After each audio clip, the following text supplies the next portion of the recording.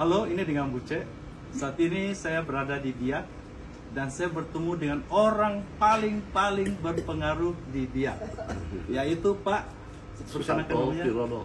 Pak Susanto Pirono. Ya, beliau ini orang yang sangat dermawan dan beliau ini namanya sangat harum di Biak dan di mana-mana.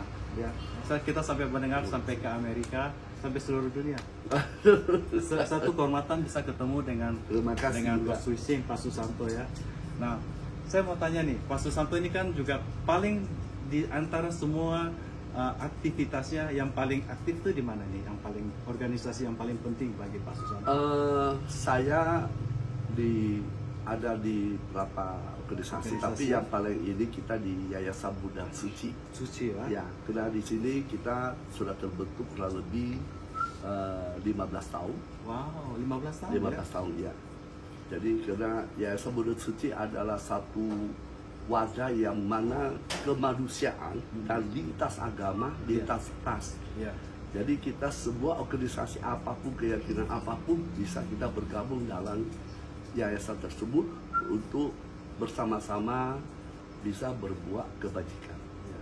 Saya di sana ya. Jadi saya kan agama Kristen. Tapi saya itu sangat berkesan dengan cara agak beda dengan kita. Saya juga ada yayasan namanya World Harvest. Kita juga ada kasih bantuan untuk 4.000 anak, angkat anak. Saya sendiri punya 27 anak. Tapi agak beda. Suci ini, ketika saya lihat mereka memberi bantuan pada orang, mereka malah kasih begini, gitu ya. Malah mereka menghormati gitu ya. Terima kasih bahwa kamu menerima bantuan saya. Itu tuh unik loh. Tidak gampang gitu. Kalau kita, wah kamu kan saya kasih bantuan gitu. Kalau kita begitu, tapi saya yang unik dari Suci ini, ketika dia memberi bantuan, mereka malah mengucap terima kasih. Saya ada lihat fotonya Anso waktu di pasar ikan lagi bagi-bagi, itu berkesan sekali. Dia ada kasih bantuan orang, baru dia kasih ini. Saya bilang, wow ini bos besar, paling kaya di Biak, kasih hormat, padahal sudah kasih bantuan, kasih hormat lagi. Itu yang unik bagi saya. Ya, satu kerendahan hati. Ya, bisa cerita sedikit bagaimana? Jadi sesungguhnya memang Master Cheng Yen selalu mengajarkan kita, ketika kita bisa membantu orang, kita harus rasa bersyukur. Karena bila mereka tidak ada, kita mau bantu siapa? Gitu ya? Karena adanya mereka, kita bisa bantu dan kita harus rasa syukur dan menghargai. Karena bagaimanapun kita membantu orang, supaya harus tuntas. Bukan hanya membantu, tapi juga mengobati dia punya batin. Ketika kita menghargai dia bahagianya luar biasa. Dibantu lagi dengan material, pasti lebih bahagia. Gitu ya? Karena dia ada, kita bisa membantu berbuat kebajikan. Kita bisa lihat contoh di Malaysia, di mana. Karena di sana sudah susah ya, sudah tidak banyak orang yang susah dan karena pemerintahnya di sana sudah cukup lancar untuk membantu masyarakat di sana. Nah, kita di Indonesia, terutama di Papua ini masih banyak yang perlu kita laksanakan. Ya, makanya kita itu perlu selalu mengajak saudara-saudara kita bisa bergabung di Yayasan Buddha Suci. Memang namanya Yayasan Buddha Suci, tapi sesungguhnya kita ini adalah lintas agama, lintas ras, sesuai keyakinan masing-masing, tetapi kita bergabung di kemanusiaan yang telah dilakukan oleh Suci. Suci selalu melakukan dengan tuntas dan jelas. Karena kita di Suci, Master selalu mengajarkan kita membantu orang harus dengan tulus, jujur, yakin kebenaran. Itu selalu yang disampaikan oleh Master.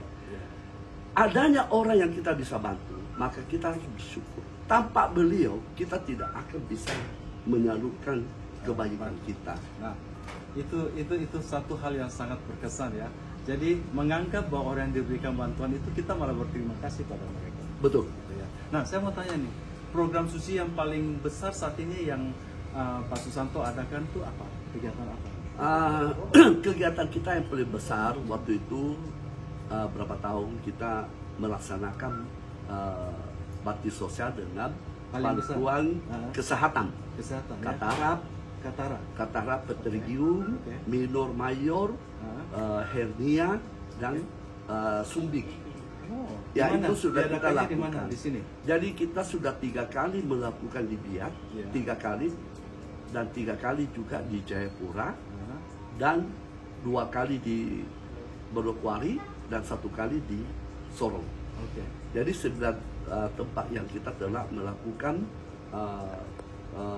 Kegiatan kegiatan itu ya, amal, kesehatan ya. Jadi kebaikan kesehatan. Kesehatan. Kedua, kita juga setiap tahun mengadakan Natal bersama, Iya. buka puasa bersama, Waisak bersama. Iya. Namun yang kita lakukan Natal bersama itu di kampung-kampung. Oh. Jadi setiap tahun kita adakan di kampung, Iya. dan memang kita melakukan di tengah-tengah masyarakat, seperti biasanya 2-3 desa. Karena desa kita di sini dia punya penduduk tidak banyak. Gitu ya. Paling biasa ada 65 kakak, 125 kakak, 100 kakak, itu kurang lebih begitu. Jadi setiap tahun kita lakukan itu kurang lebih 500 kakak. Bagaimana caranya? Maksudnya Natalnya tuh terpisah atau digabung jadi satu atau ada berapa kali diadakan? Kita adakan di satu titik Oke. berapa kakak. Jadi kita selain kita mendatangkan pastor atau pendeta untuk memberi khotbah, dan kita juga memberi bantuan sembako kepada misalnya Masyarakat, berapa ya? ratus kakak ya. Terus kita makan bersama, dan juga kita berbagi bingkisan Natal kepada anak-anak kita. Karena ketika kita melakukan Natal bersama, itu adalah anjuran dari keyakinan kita masing-masing untuk bagaimana membahagiakan ketika hari kebangkitan, hari kelahiran Tuhan Yesus, yang mana itu kita perlu bersukacita. Jadi kita mengajak mereka semua untuk bersukacita dengan melakukan beberapa hal.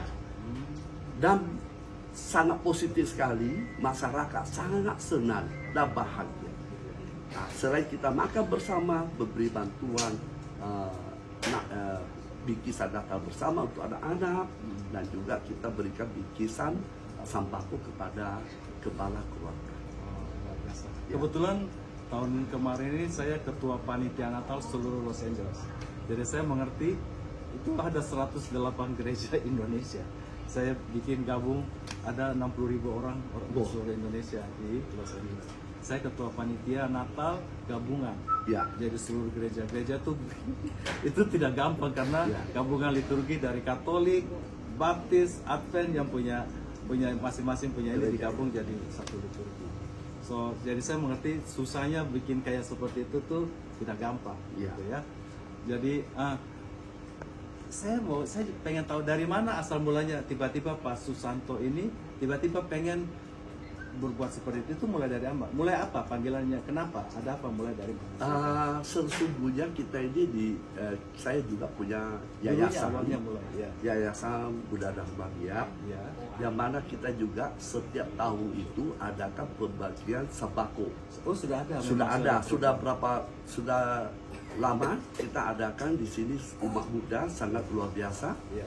membantu masyarakat. Ya. Tetapi waktu itu bantuan kita hanya tujukan kepada kepala desa. Oh. Nanti kepala desa yang membantu. Ya. Oh, cuma dikasih nanti mereka yang bagikan. Mereka yang bagikan.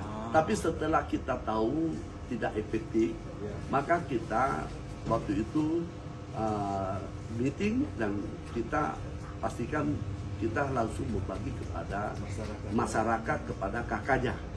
Nah itu. Dan kedua, sebelum juga Secik masuk di Papua, kita juga sudah adakan pengobatan massal. Tetapi waktu itu skala kecil kita adakan biasa di wihara.